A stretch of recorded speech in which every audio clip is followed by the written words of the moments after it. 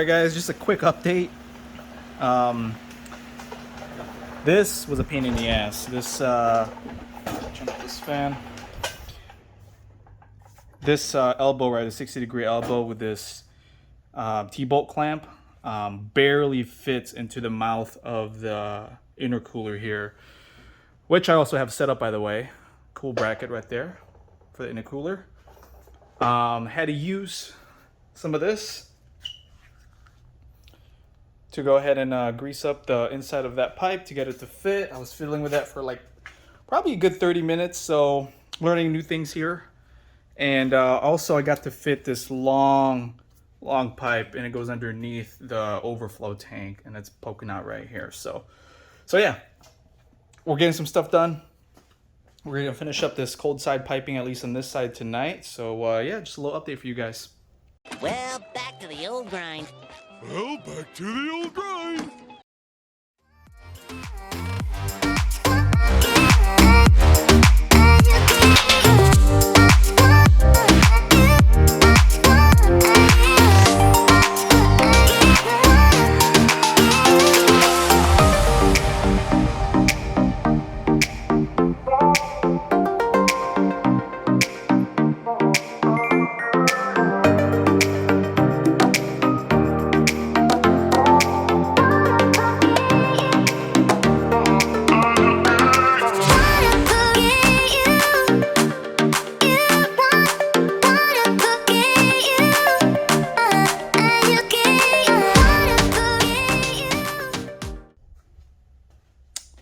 So quick update. Got some of the piping here done. Yeah, I just had to use some lube, and then everything kind of fell into place. So yeah, we are good. We're gonna tighten all this stuff down fully, and then we're gonna move on to the next part. Let's do it.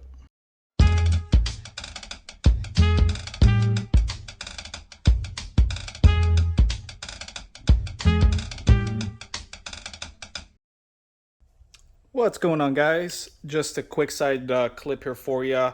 I found that there's a couple things throughout this install that I would get to kind of complete some parts or some steps easier. And some things you're going to want to make sure you have for sure. And so to start off, heat shrink tubing. If you got something around, get some of those. Preferably get like the size right here where it's not too big. Like, you're definitely not going to use these huge ones, so just get some assortment sizes, preferably closer to smaller ones or medium-sized ones. That would help you out a lot in some of the wiring. Teflon tape, or they also recommend E600, or I think it's called E6000 in the video, but Teflon tape is also good. And for the oil pump, you're going to go ahead and you're going to need a size 12 hex right here. I had to go out and get one. The highest one I had was a 10, so you're going to want to get that. Dielectric grease, you're going to need this for, I used it for general grease purposes, so I actually had to use a little bit of that, getting this 45-degree elbow onto the intercooler, because with the T-bolt clamp here, it was a really tight fit, so I had to go ahead and grease the inside to get it to fit and to get the clamp to fit. And I had to do that for a couple of the other parts. It's a good fitment, but it's sometimes a tighter fitment, okay? So, and also, the biggest pain in my ass was this header. This one was easier to put on than taking off the old shorty headers I had, for sure. And the reason why is because the bolts, okay? The bolts are 13 millimeters, and I have power tool here. This is not a right angle ratchet that I would generally prefer to have, but this is a Milwaukee impact driver that I use, and there's a 13 millimeter on here. This medium sized one doesn't fit into the crevices, and it hits other things. And also I have a 13 millimeter short one that I can't find anywhere in here. Is it hanging on here? Yeah, this 13 millimeter one, this is too short. The tip of the stud hits where this thing will attach to your ratchets, and so that's not working either. So what I got to do is slowly but surely get a 13 millimeter wrench. This is the only one I had, and fiddle this all through there to tighten up and loosen these nuts, which was not fun. Took me about probably an hour to get all of these on there, and also the other ones to take them off took me some time as well. So I would highly recommend investing, if you could, into some wrenches, ratcheting wrenches. It will save your hands. I think I got a set here that I bought. It will save your hands. Even a plus if it's a flex head, so you can get in some tighter spots. Trust me, it will save your hands from cramping up and will prevent you from using less cuss words for sure. But that's a few of them. If I think of any more, I'll add it on here. But those are some of the things I would recommend you get to make this install just a little bit better. Okay.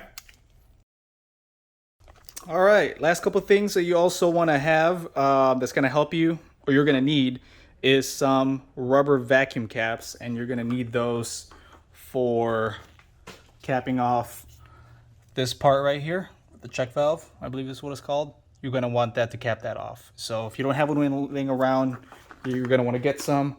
And also, I know you can make a tool out of this from an old screwdriver, but I'm just here fucking throwing shit everywhere.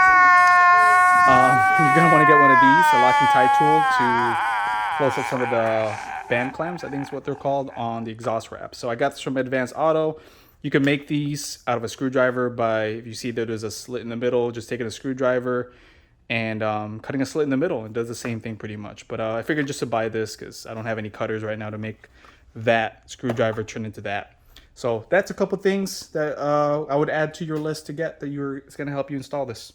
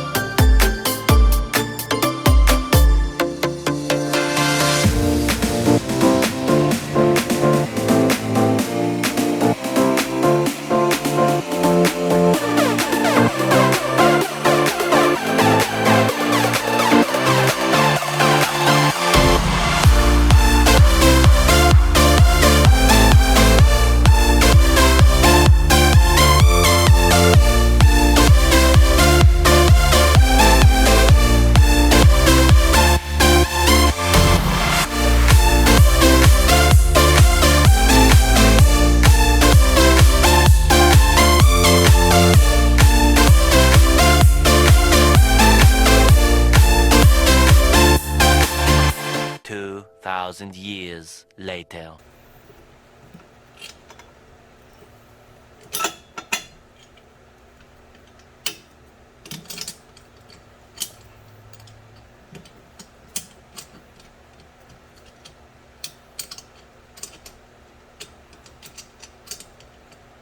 One long angry line later. As we do two hands. Oh, okay, there you go.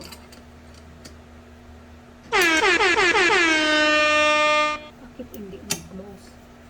It's not going to close all the way. You just put the bolt on. Does it go to the other side? 80,000 impressions later. Would you please stop imitating me? It is starting to get very annoying. All right, you guys. Ran into a little, not a hiccup, but more of a difficult part of the installation. It's going to be the wastegate here onto this pipe. So the hard thing is, and you can't see it now because obviously this is on, but the wastegate has a spring, and in this case I believe it's a 7-pound spring that pushes down onto a circular piece inside of this, and then there's a little like a fire fitting that goes in there and that will like attach to this pipe. So the issue is you gotta push down on that spring, the resistance on the spring, because it's pushing out. You got to push down on it so that the flange and the wastegate on the bottom here get flush, so you can get this V-bend clamp on there, which has got very tight clearances. So what I had to do is recruit my mom to help me put the V-bend clamp on. I had set up on the floor like a mat so things wouldn't get scratched up, and we went ahead and put the wastegate on like this, and then I was pressing on the top right here, pressing down on it to depress the spring, and then she was putting on the V-bend clamp and putting the screw through here. So I think this is definitely doable as a one person. I know I was told that you could actually take the spring out so that way you don't have to compress it. But if you don't want to do that, you might want to grab a second person to help you with this. It'll just make your life a lot easier. And yeah, let's keep on continuing the installation.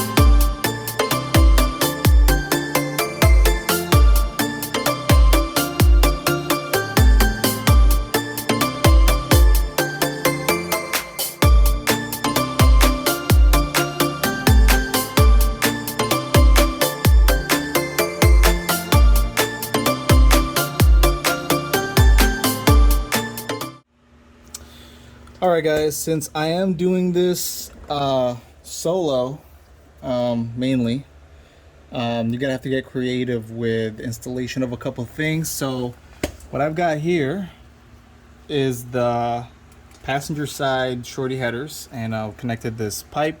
This is the wastegate pipe that we were working on before. It's the wastegate right here.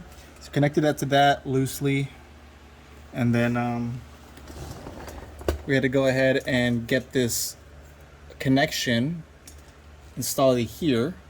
Okay. Let me rotate. It's a little tight down here. So you can see the connection goes out like this and it goes through here.